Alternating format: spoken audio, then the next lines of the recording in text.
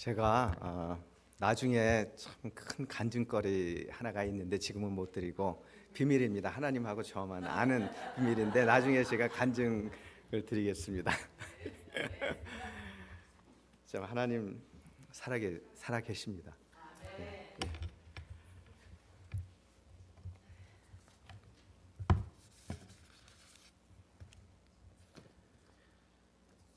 오늘의 말씀의 제목은 참 평안이라는 제목을 통해서 은혜를 나누는 시간이 되겠습니다.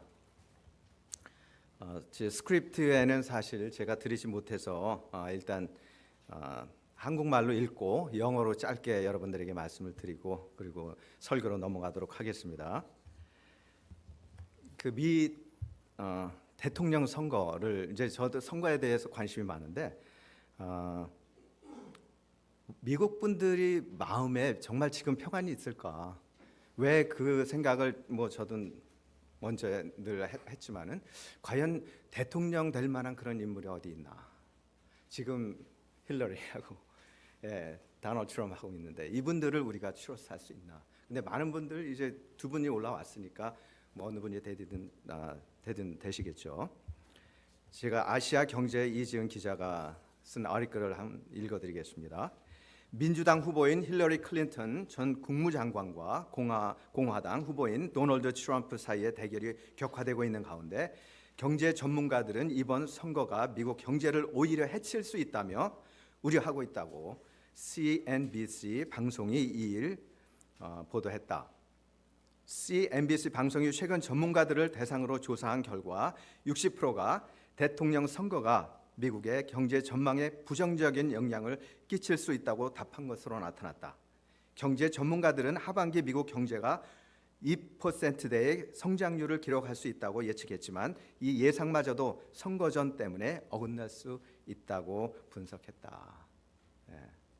개인적으로도 저희들이 참 평안이 때로는 없는 때들이 있지만은 정치적으로도 참 평안을 우리가 잃어버리는 그런 상황에 살고 있는 것 같습니다. So I've been talking about the presidential candidate Donald Trump and Hillary Clinton. That a lot of majority of the American people they worry about the future of United States because I personally myself was worrying about their credibility. So I don't know how it's going to turn out in later, but today's sermon title is a true peace. Well, what is my peace about the United States? What is my peace about my life? That's what I was thinking about that. 어떤 성실하고 유명한 청년이 그의 생을 통해서 꼭 소유하고 싶은 것들을 종이에 적어 보았습니다. 첫째는 건강이고, 건강 중요하죠. 두 번째는 재물이고, 세 번째는 뛰어난 외모고, 네 번째는 재능이고, 다섯 번째는 권력이고, 여섯 번째는 명예였습니다. 이런 것들을 기록해가지고 그가 존경하는 경험 많으신 어른을 찾아가서 보여드렸습니다. 이 어른은 청년이 적어온 목록을 한참 동안 들여다보시더니 뭐라고 얘기했냐면, 여보게, 자네가 여기 적어온 것들은 훌륭한 계획들이야. 그리고 일리 있는 목록이라고 나는 생각하네. 그러나 자네는 여기 가장 중요한 것을 빠뜨렸어. 그것이 없으면 자네의 소유는 오히려 참을 수 없는 괴로움이 될 거야. 그렇게 얘기했어요. 어르신, 제가 무엇을 빠뜨렸습니까? 이 청년이 묻자 노인은 연필로 청년이 써온 목록을 쫙 걷버렸어요. 그리고 그 밑에다가 마음의 평화. 그거 딱 한 단어. 두 단어입니까? 마음의 평화. 여러분 생각해 보세요. 여러분 마음의 평화가 있습니까? 이 청년은 크게 깨달았습니다. 이 청년은 나중에 마음의 평화라는 책을 써서, 제 얘기가 아닙니다. 이거 수백만 부가 팔렸다 그래요. 그 사람이 누구냐면 조슈아 리버맨. 아마 유명한 사람인데요. 조슈아 리버맨. 한번 기회 되시면 책 사서 읽어보시고 저 좀 빌려주십시오. 그렇습니다. 사람은 평안이 있어야 됩니다. 평안이 있어야 행복한 거예요. 평안이 있어야 기쁨을 누리며 살 수가 있습니다. 20장의 배경을 저희들이 잠시 살펴보겠습니다. 예수님께서 십자가에서 돌아가시고 장사되신 후에 막달라 마리아가 예수님의 무덤에 가서 보니까 돌이 굴려져 있었고 예수님의 시신이 없어졌기에 베드로와 다른 제자에게 예수님의 시신을 사람들이 아마도 다른 곳으로 옮긴 것 같다고 그렇게 얘기를 했어요. 그들이 무덤에 직접 가서 확인한 결과 세마포와 수건이 따로 개켜져 있는 것을 보았습니다. 이때까지도 그들이 예수님께서 사흘 만에 내가 살아나리라 하는 그 말씀을 믿지를 못했어요. 마리아는 제자들에게 예수님이 사셨다는 사실을 알렸고, 제자들은 유대인들이 두려워서 문을 걸어 잠그고 있을 때 예수님이 이제 나타나셨습니다. 평강이 있을지어다, 그렇게 말씀하셨어요. 그리고 옆구리를 또 보이셨죠. 도마는 내가 꼭 만져봐야 되겠습니다. 그리고 옆구리를 또 만져봐서 예수님이라는 걸 확인을 했어요. 예수님은 당신을, 우리 모두를 사랑하시고 우리에게 참 평안이 있기를 바라시는 분입니다. 우리의 평안을 어디서 찾으십니까? 여러분들 참 평안을 어디서 찾으세요? 참 평안은 예수님 안에 있습니다.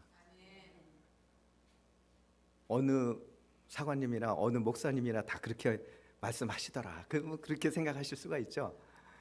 근데 경험을 해보세요. 경험을 해보시면 알아. 정말 참 평안은 예수님 안에 있어요. 예수님 앞에 올인 해보세요. 예수님 앞에 다 드려보세요. 예수님 앞에 모든 걸 다 걸어보세요. 나에게 정말 참 평안이 임하나 임하지 않나 여러분들 느끼실 겁니다. 우리가 예수님께서 우리에게 주시기를 원하시는 이 참 평안을 얻기 위해서 무엇을 해야 됩니까? 첫째로 예수님을 향한 마음이 늘 있어야 됩니다.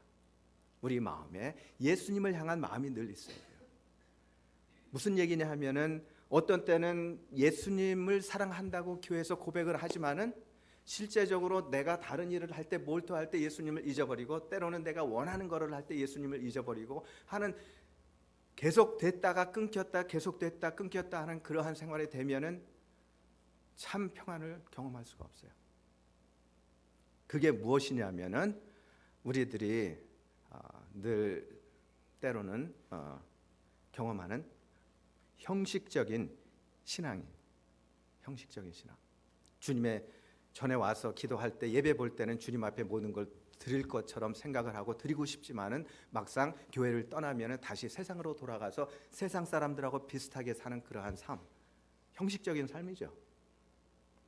그러나 만일에 예수님을 우리가 생각을 한다, 늘 생각을 한다면은 세상 자리에 갔어도 실제적으로 술자리나 이러한 안 믿는 친구들 가운데서도 나는 예수님을 믿기 때문에 늘 예수님과 교제하고 있기 때문에 똑같이 당신들처럼 나는 행동할 수 없습니다.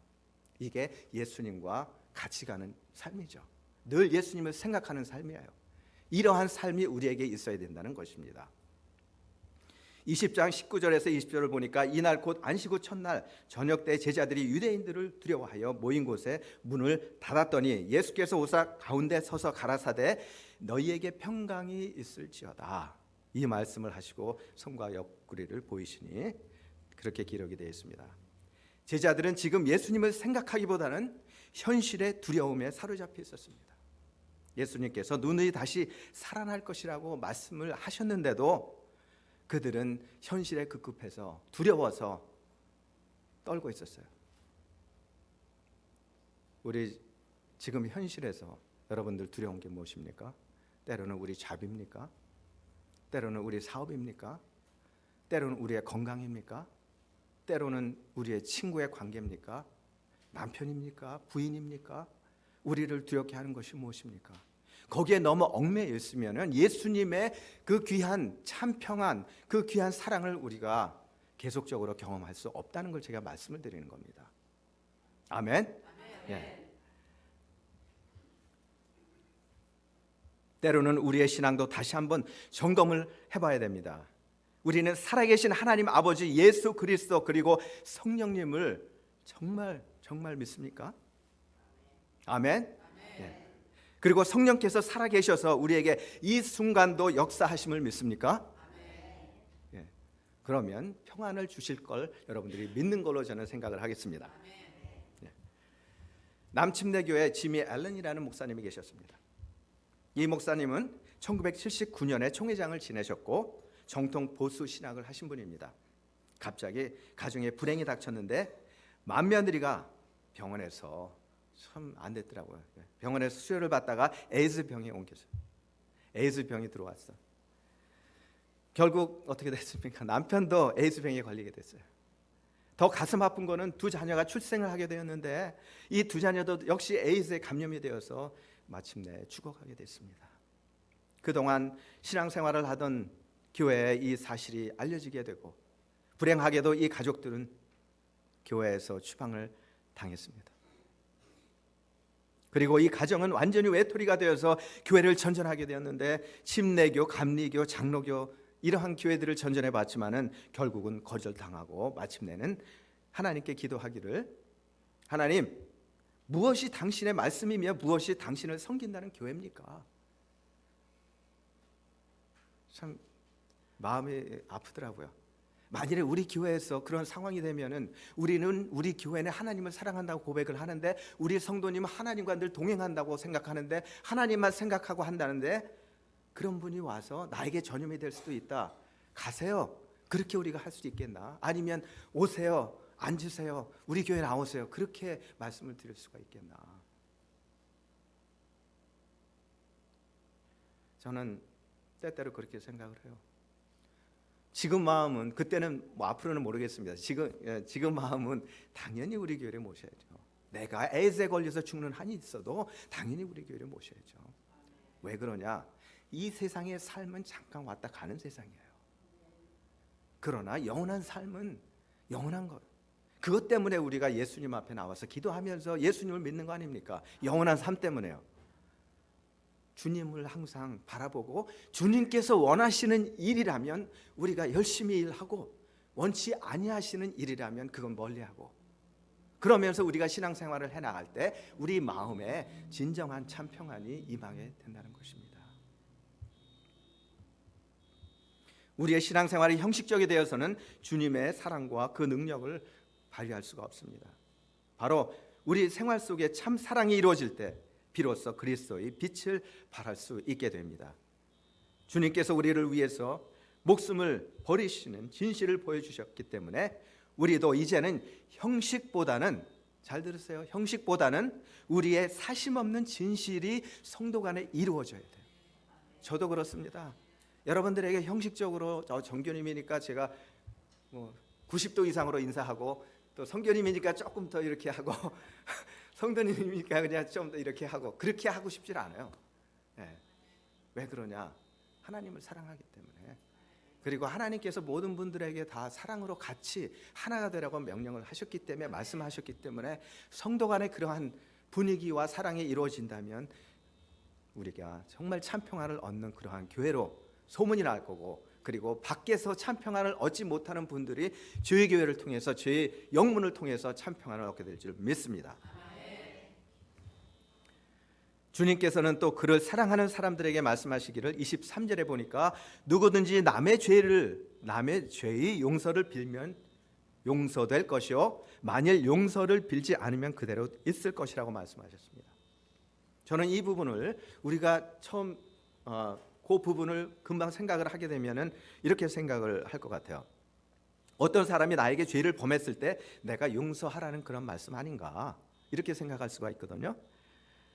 그래서 자세히 우리가 생각해 보면은 그런 말씀보다는 우리가 다른 사람들의 죄를 위해서 내 옆에 있는 친구나 또 잘 아는 사람의 죄를 위해서 같이 예수 그리스도의 이름으로 기도하면 그들의 죄가 용서가 된다는 얘기예요. 다시 말씀을 드리면 우리가 나만 생각하지 말고 다른 사람들도 생각을 하라는 얘기입니다. 전도를 하라는 얘기입니다. 왜 그러냐면 그 불쌍한 영혼들 아닙니까? 그 영혼들을 하나님 앞으로 인도해야지 우리만 천국에 가면은 되는 것이 하나님의 뜻이 아니죠. 그것을 주님께서 저희들에게 부탁을 하시는 겁니다. 너희들이 구원을 얻었느냐? 그러면 이 구원의 메시지를 가까이 있는 사람들에게 같이 나눠라. 그리고 그들도 예수님을 전하고 예수님의 피로 인해서 그들도 구원받았다는 걸 알려주고 같이 기도할 때 그들의 모든 죄가 사해지고 그들도 당신과 같은 평안을 경험을 할 것이다. 예.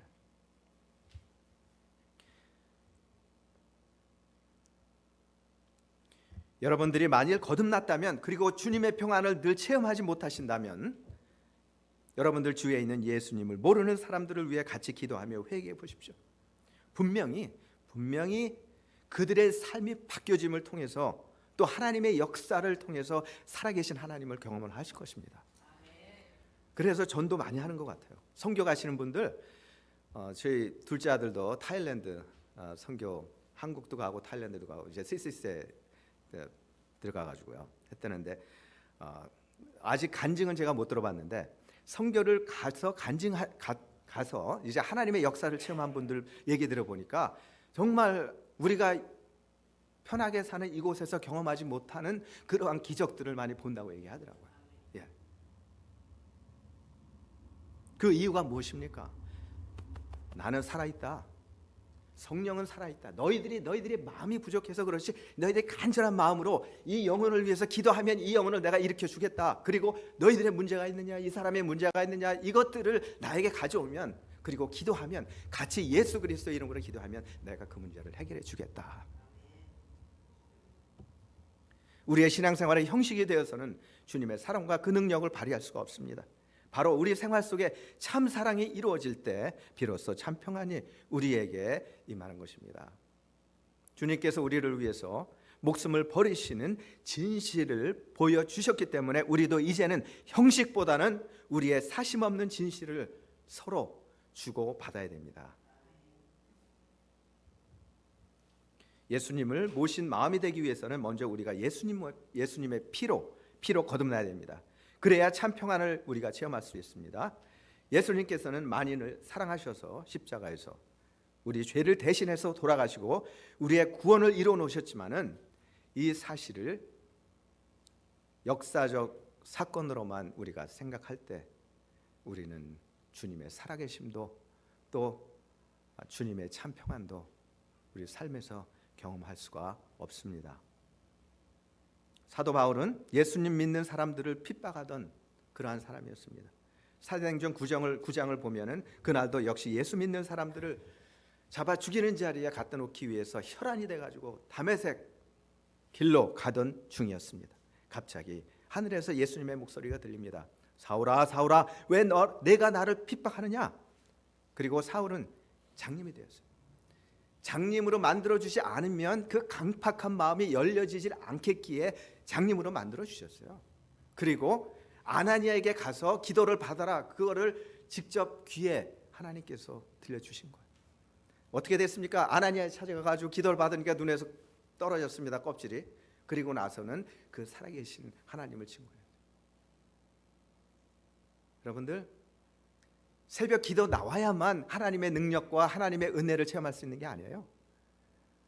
평소에 하나님을 사랑하고 진실되게 살려고 노력을 하면서 늘 주님과 기도로 주님과 같이 연결이 돼 보세요. 기적을 체험할 수 있습니다. 믿으세요? 아멘? 예. 바울이 거듭나기 전에는 예수님의 평안이 없었습니다. 살기가 등등해서 많은 사람들을 죽는 자리에 내어주고 영적으로도 고통 중에 사는 사람들이었지만 예수님을 만나고 나서 그의 인생은 완전히 바뀌게 되었습니다. 주님께서 주시는 평안은 장소에 제한이 없습니다. 물질에 제한이 없습니다. 어떠한 악조건에서도 어떠한 고난 가운데서도 어떠한 어려운 가운데서도 우리는 평안을 주님께서 주시는 평안을 경험할 수가 있습니다. 우리는 예수님을 영접해서 분명히 구원을 얻었다고 자부하면서 실제로 그분들의 생활에서 구원 얻은 성도답게 살지 못하는 분들을 종종 봅니다. 이런 분들은 믿음으로 말씀대로 살려고 노력하는 사람들을 보고 뭐라고 얘기하냐면 바보라고 얘기를 해요. 재미있는 소설 하나, 단편 소설인데 말씀을 드리겠습니다. 유택의 미국인 작가 아이작 싱어라는 사람이 있는데 이 사람의 작품 중에서 바보 김펠이라는 단편 소설이 있습니다. 이 내용은 김펠은 부모를 일찍 여인 채 고아로 자랐습니다. 워낙 천성이 착한 데다가 사람들의 말에 잘 속아 넘어가기 때문에 사람들은 바보 김펠이라고 닉네임을 붙여서 그렇게 불렀어요. 그가 결혼 정년기에 이르자 마을 사람들은 그를 사생아까지 있으며 성격이 포악한 창녀인 엘카라는 그러한 여자에게 장가를 보냈습니다. 그는 그녀가 행실이 좋지 않다는 것은 알고 있었지만은 결혼을 하면 달라지겠지 그렇게 생각을 하고 결혼을 했다 그래요. 그런데 어찌된 일인지 결혼한 지 4개월 만에 부인 엘카가 아이를 낳았습니다. 김패는 고민했습니다. 그도 아이는 10달 만에 나오는 건 줄 알고 있었는데 그러나 곧 그는 아내를 믿기로 작정을 했어요. 세상에 의심하는 것보다 더 나쁜 건 없어. 따라서 그는 사람들의 비웃음을 아랑곳하지 않고 갓 태어난 자기의 아이를 위해 그리고 아내를 위해 황소처럼 열심히 일을 했습니다. 그러던 어느 날 아내와 다른 남자하고 같이 누워 자고 있는 모습을 우연히 목격을 하게 되었어요. 멍텅구리 노릇도 이제 그만해야지. 평생 동안 남에게 당하면서만 내가 살 수는 없어. 그러나 그는 이내 자신은 순결하며 따라서 김펠이 헛것을 보았다고 부인이 얘기하는 그 주장을 또다시 믿기로 작정을 합니다. 이후 김펠은 20여 년간을 그런 식으로 살면서 4딸과 2 아들을 두었습니다. 물론 그들 모두는 그의 아이들이 아니었습니다. 그러던 어느 날 아내가 병으로 갑자기 죽게 되었어요. 그런데 상이 끝나는 날 밤에 꿈에 악마가 나타났습니다. 온 세상이 너를 속이는데 너는 언제까지 그들을 믿을 작정이냐? 그들은 거짓으로 뒤범벅이 된 사람들이다. 그러니 이제는 더 이상 바보처럼 그들을 믿지 말고 너도 그들을 속이면서 살아야 하지 않겠느냐? 꿈에서 깨어난 김펠은 악마의 말이 계속 귀에 맴돌아 괴로워하다가 드디어 결심을 해요. 그래, 지금까지 난 모든 사람들을 믿어 주었건만 나에게 돌아온 것은 바보라는 별명밖에 없지. 이제 나의 믿음을 배반한 그 사람들에게 복수를 해야 돼. 그는 20여 년 동안 빵가게를 운영해 왔는데 정직과 성실로 일을 했습니다. 온 마을 사람들은 모두 거의 그의 빵을 즐겨 먹었다고 해요. 그는 마을 사람들에 대한 복수로 밀가루 반죽에다가 큰 소변을 한 통 부었습니다.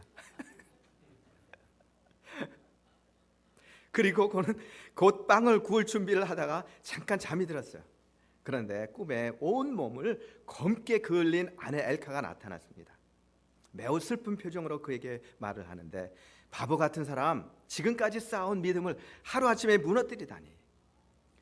몇 사람이 거짓되다고 해서 모든 것이 다 거짓된 것은 아니야. 제발 그 믿음을 버리지 마. 난 지금 다른 사람들을 속이고 의심한 죄로 그 대가를 치르고 있단 말이야. 그는 깜짝 놀라서 잠에서 깨었습니다. 아차했으면 난 영원한 삶을 잃을 뻔했어. 믿음이란 가장 중요한 거야. 작은 일 하나부터 의심하다 보면 나중에 모든 것을 의심하게 될 거야. 그리고 나아가 하나님의 존재까지 의심할지 몰라. 그래, 누가 뭐래도 나는 그 모든 것을 믿어야 돼. 그리고 믿기로 작정을 합니다. 때로는 마귀가 여러분들에게 유혹을 합니다. 예수 믿는다는 게 뭐야? 적당히 살면 되지. 남들도 다 그렇게 사는데 다 그런 거잖아. 그래도 보험을 받지도 않고 잘만 살고 있잖아. 적당히 해, 적당히. 알았지? 적당히. 이 세상에는 적당이라는 단어를 쓸 기회가 많이 있습니다. 법치국가의 미국도 적당히 넘어갈 수 있는 일들이 많이 있습니다. 그러나 하나님 나라는 적당이라는 단어가 없습니다. 천국과 지옥의 중간 있습니까? 연옥이라고 그럽니까? 그건 만들어낸 거죠. 성경에는 없어요. 그리스도의 피로 구원 거듭난 성도는 천국이요, 그렇지 못한 사람들은 영원한 죽음. 둘 중에서 하나입니다. 두 번째, 성령을 받아야 됩니다. 주님께서 제자들을 보시며 깊게 한숨을 내쉬고 성령을 받으라고 말씀하셨습니다. 보통 한숨은 우리가 한숨 쉴 때 어떤 때 한숨을 쉽니까? 쉽지가 않을 때, 어려울 때 어떻게 내가 이걸 감당을 하지? 주님, 저를 상학영문으로 보내셨는데 이 미니스트리를 어떻게 감당을 합니까?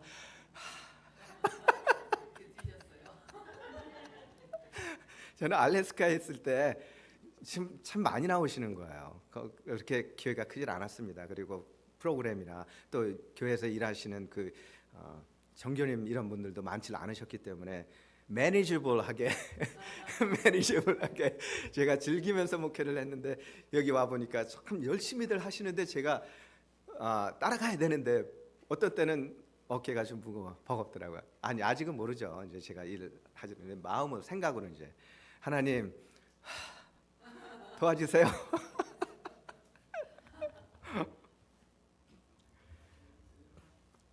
무엇을 제가 의지해야 됩니까? 성령을 의지해야 돼요.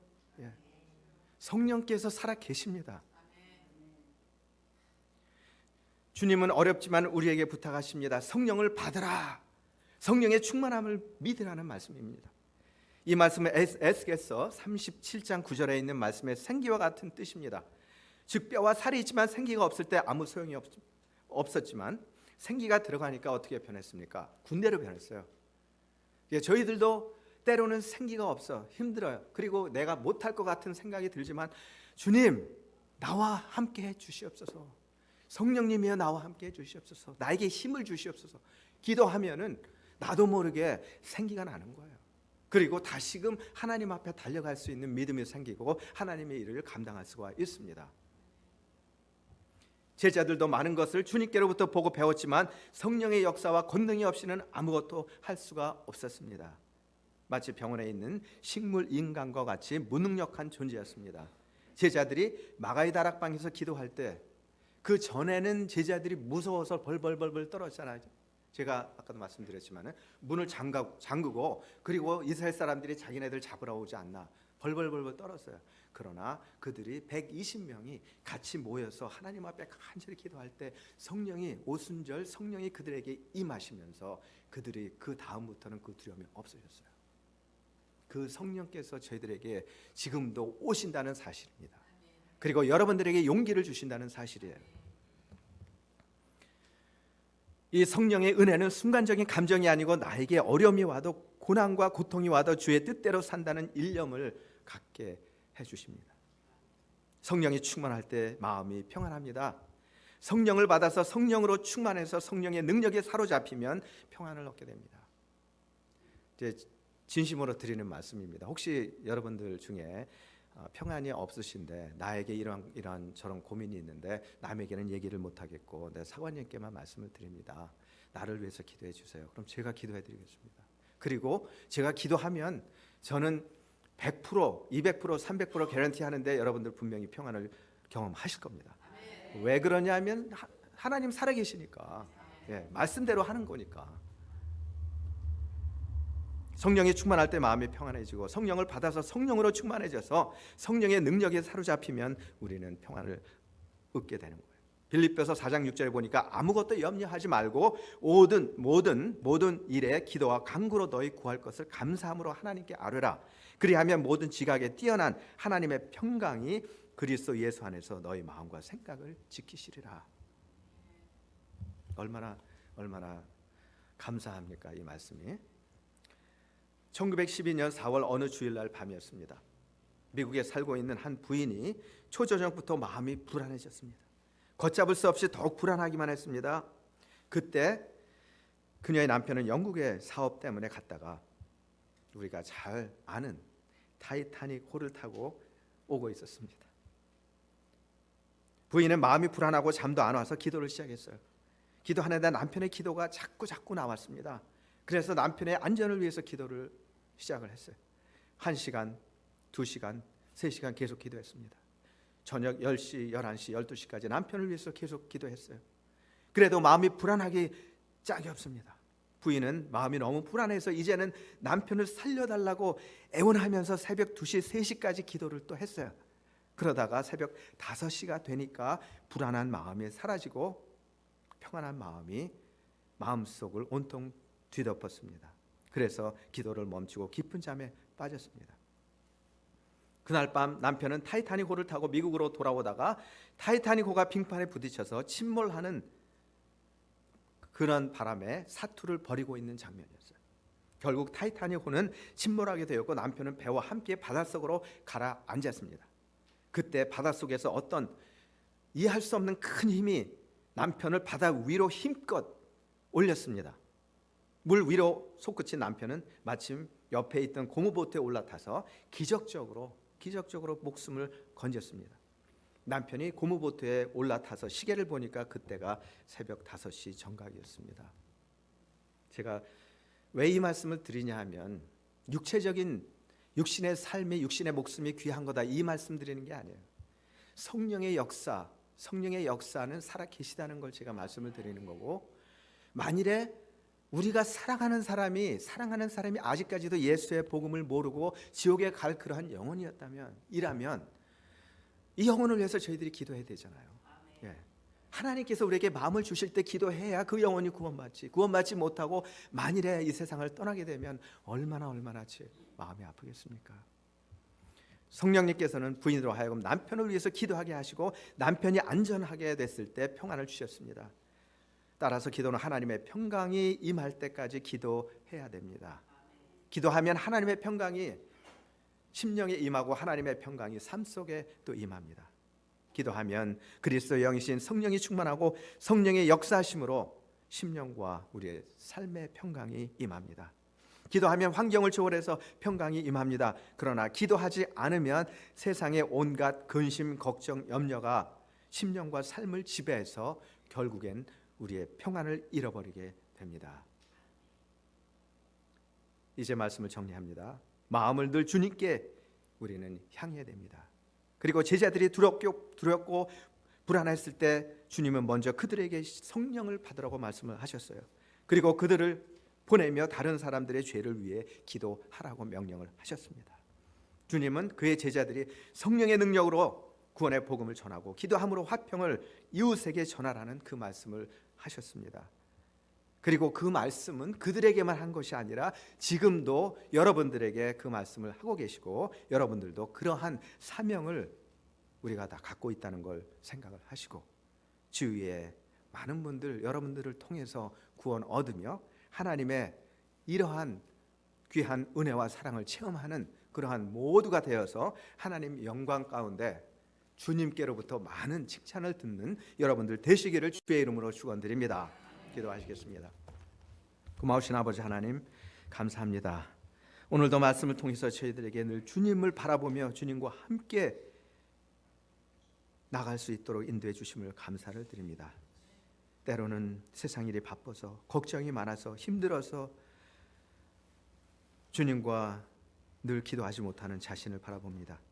저희들을 용서해 주시고 이제 앞으로 더욱 주님과 가까이 늘 기도하는 가운데 모든 마음의 불안과 마음의 걱정은 주님께 드리고 주님께서 주시는 참 평안만을 저희들이 경험하며 주님만을 의지하는 저희들 되어서 저희들뿐만이 아니고 저희들 모든 가정이 그리고 주위에 있는 많은